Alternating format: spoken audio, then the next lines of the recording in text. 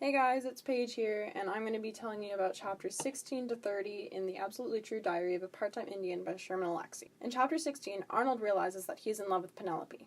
Arnold asks Rowdy what to do, and he replies that Arnold should get a life. Arnold then asks Gordy, who tells him about a white girl who disappeared in Mexico and how it's a popular story, but how Mexican girls go missing all the time and no one cares.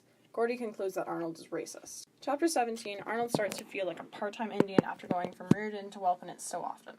He pretends he has more money than he does, and he takes Penelope to the winter dance on $5 and in his dad's old suit. Arnold and Penelope go with some freshmen to get pancakes, and Arnold realizes he doesn't have enough money, so he panics and orders a lot of food. Roger loans Arnold some money, and after drives him home. Penelope asks Arnold if he's poor. He says yes, and she kisses him. A quote from Arnold is, "If you let people into your life a bit, they can be pretty damn amazing." In chapter 18, Arnold misses Rowdy, and Rowdy emails back a photo of his butt. Gordy and Arnold then talk, and Arnold talks about the apple metaphor that the residential people are using. They say that Arnold is red on the outside and white on the inside. Gordy and Arnold realize that they're weird, and in chapter 19, Mary sends a letter to Arnold. She's struggling to find a job because she has no experience, and she wants to write a book. In chapter 20, Arnold tries out for the basketball team. His dad tells him a story about how he met his mom, which kind of weirds him out, but he goes anyway. Arnold is a great shooter, and he makes a varsity. Arnold's first game is against the residential team, who literally turn their backs on him. Arnold gets hit on the head by a coin and knocked out by Rowdy and has to go to the hospital with a concussion. Coach stays with him and tells him some nice stories. In chapter 21, at Christmas, Arnold's dad runs away with all the money to get drunk. When he returns, Arnold is very upset, but he realizes that his dad left a $5 bill in his shoe for Arnold, which is very tough because he would have wanted to spend all the money on beer. He learns that Grandmother Spirit was hit by a drunk driver and killed, and that her last words were to forgive the drunk driver. Arnold is a little bit concerned with this advice, but eventually forgives him. Grandmother Spirit was very tolerant and accepting. In chapter 23, we go to Grandmother's funeral. 2,000 Indians show up, and no one gives Arnold any crap because they know that he's sad. A rich white guy named Ted shows up, claiming to have brought Grandmother Spirit's powwow dress and wanting to return it, but he realizes that this isn't Grandmother Spirit's powwow dress because she never actually danced on the powwow. Everyone starts laughing at him, and laughing and crying, they bury Grandmother Spirit. In chapter 24, around Valentine's Day, we learn that Arnold's dad's best friend, Eugene, was shot in the face by his friend Bobby, who was really drunk, and the police think that they were fighting over the last drink in a bottle of wine. Bobby hung himself in jail a few weeks later. Arnold was really depressed, and he misses a lot of school, and when he finally goes back, his teacher makes a sarcastic comment about him finally showing up to class, and everyone in the class walks out. Arnold has hope again. He makes lists, draws cartoons, and he starts getting better. In chapter 25, there's a new basketball match between Riordan and Welpinit. Arnold is guarding Rowdy, and Riordan beats Welpinit by 40 points. Arnold realizes that he's been playing on the side of Goliath and not David. The Riordan team is all white, middle class, very affluent, and many of the Indian team members haven't had breakfast or have parents who beat them. He realizes that Rowdy's dad is probably one of those.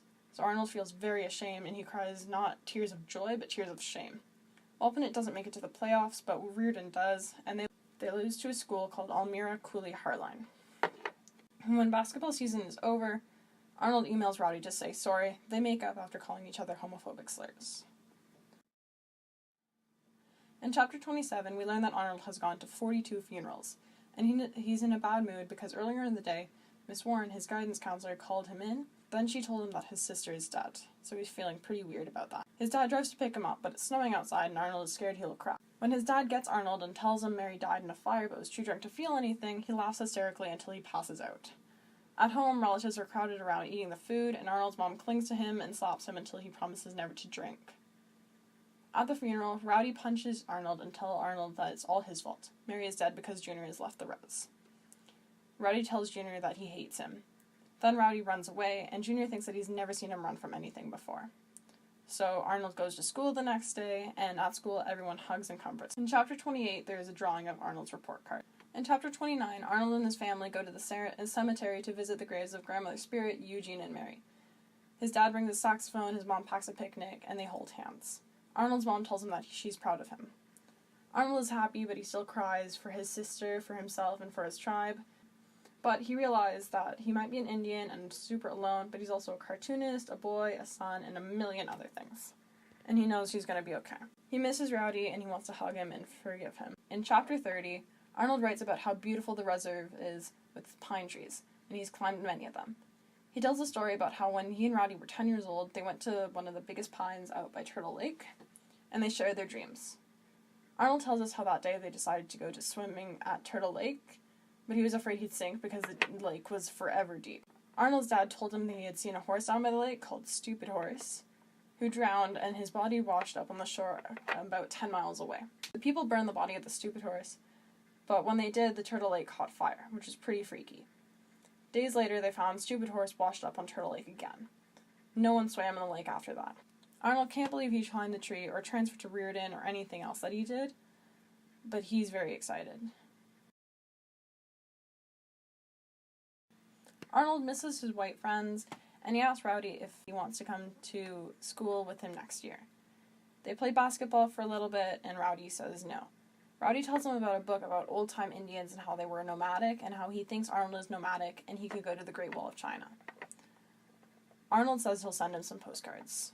Arnold realizes that he's always going to miss the reserve, and he's always going to miss his family, and he hopes he can forgive himself, and that they can also forgive him. Rowdy and Arnold keep playing one-on-one, and they don't keep score.